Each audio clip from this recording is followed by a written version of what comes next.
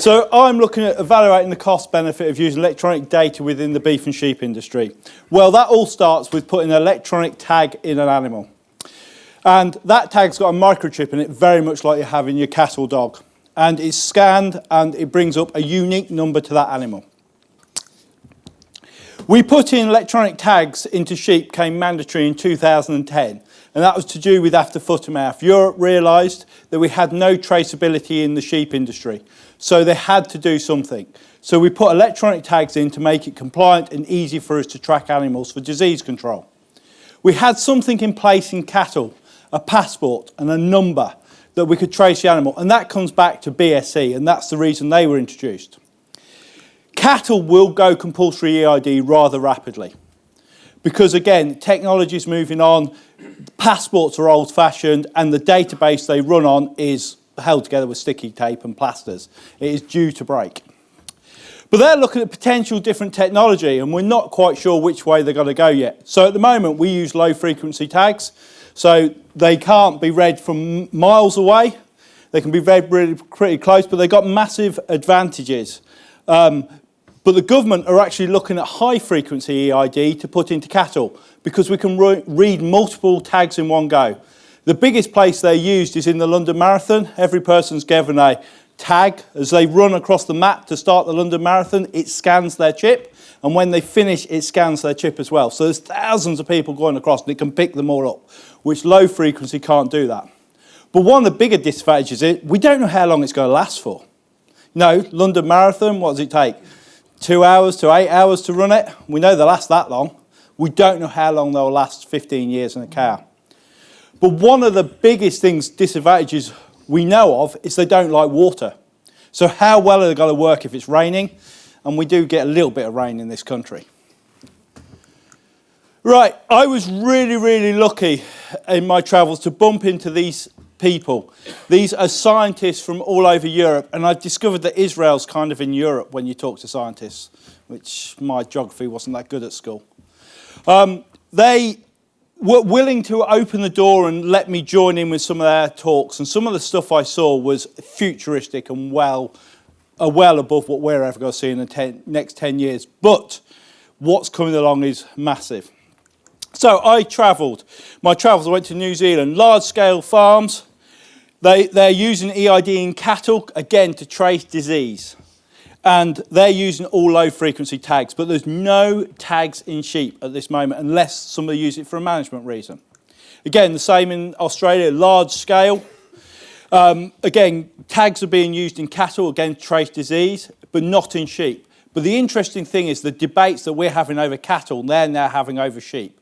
Because they're looking at exporting to the UK. They've got a trade deal with us. And that trade deal's a little bit leaning on that they're going to have better traceability. So they're massively looking at the fact of tagging sheep, and it's a massive discussion point wherever I went in Australia. Why do we do it? Again, they're only using low frequency, but they have looked at high frequency for the sheep industry, and they've kind of chucked it out at the moment, but they might revisit before it comes in. I went across to Ireland, smaller farms, but they're using a lot more data, and they're being paid for some of it by some of the levy boards to present it, which was interesting. And they got a software company that bought all the ruminant side of farm plans, so a massive software company. They bought the database for all the sheep and beef farmers. So they must think there's something in this. Then I went across to Norway, small-scale farms. But the data they use and what they collect is absolutely obscene. They are pushing the boundaries, but a lot of that's linked to government payments. So if a bear attacks the sheep and kills it, if they can prove it, they can get paid for it, which is an interesting concept. In all these three countries, I was really, with the Nuffield people, but also with these scientists, they opened doors and showed me around. I owe them a great deal.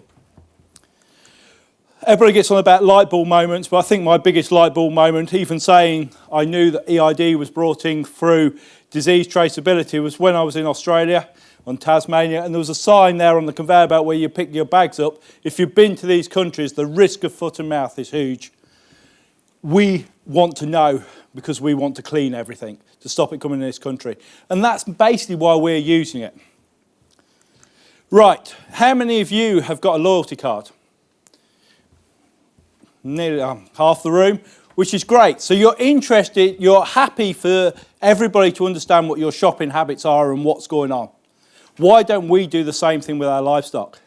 You're the livestock, I track what you do. That's what's happening with your loyalty card. So why don't we do the same principle with our livestock? They've got an EID tag, we've got a card we scan. Right, you can only measure what you manage. You cannot manage what you can't measure. These are important things to understand, and most industries understand this. We are very lacking in this country. I think an AHDB, Farming Connect, people like that need to help us understand, and the veterinary industry as well need to come along on this journey and understand different standards. So we need a bronze level, an entry level for people to collect a little bit of data. What confuses people is how much data they can collect, and they get overwhelmed. But we need to use it like Lego and build up to get to the top of the castle. So we need bronze, silver, gold level standards to come together to collect data. The farm I managed for 14 years, I'd say we were platinum members of this club, but we were literally selling data to companies, so mineral companies, food additive companies. We were trialling stuff and selling their data back to them, how good or how bad their products were, and making good money on it. When I was down in Australia, I discovered they've been doing research work on the cost benefit of collecting data on sheep. They discovered that every $1 they invested, they got up to $6 worth of return back, which is a massive return on investment. But the biggest thing they discovered is if you collect too much and don't use it, there's a loss in value. So working out the sweet spot of what you need to capture is really, really important. Also, work's been done in this country up at the SRUC. They invested serious money on a 900 ewe flock. They invested nearly £20,000. It's a research establishment, but they worked out that they could get £4 per ewe return on their investment by putting the technology in place. So there is a return on investment. Again, talking with consultants, the next gen lot in New Zealand, they see exactly the same problem. The more data we catch, the more people get confused, and it doesn't happen. Some of my recommendations. We need to improve data transfer between devices. This is a big problem where everywhere I went, it's a massive problem. Transferring data from wayhead stick readers to software. It's not compatible, it is compatible, it's a big problem. Government are really good at giving us grant money. And it's really good for farmers to buy equipment, but we're not getting the training or the support of how to set it up. The amount of phone calls I get where I've got this device come on farm, how the hell do I use it? We also need workshops done. No, vets, AHDB, we all need to come together, but we need to do these workshops over a larger area. Vet practices now are big, workshops can be covered over a large area. We also need people like AHDB, Farming Connect to keep doing their projects. So AHDB have got challenge sheep that are on now, monitoring sheep for 7 years. This is the first time it's ever been done in the world, monitoring lifetime performance of an animal. The key performance indicator project was the start of this. We monitored sheep for 4 years, and this had never been done. This data now is valuable to the rest of the world. It's important that we bring the scientists and the companies together, and maybe AHDB in the middle of it, to actually be independent, to look at what data we should be recording so we can get a standard benchmark across everybody. But also the hardware companies need to be involved in this as well so we can get the compatibilities joined up. But also we need to bring the farmers on board, because if we don't bring the farmers, we're doing nothing. And we find this a lot with the academics and the software companies, that they don't bring everybody on the journey.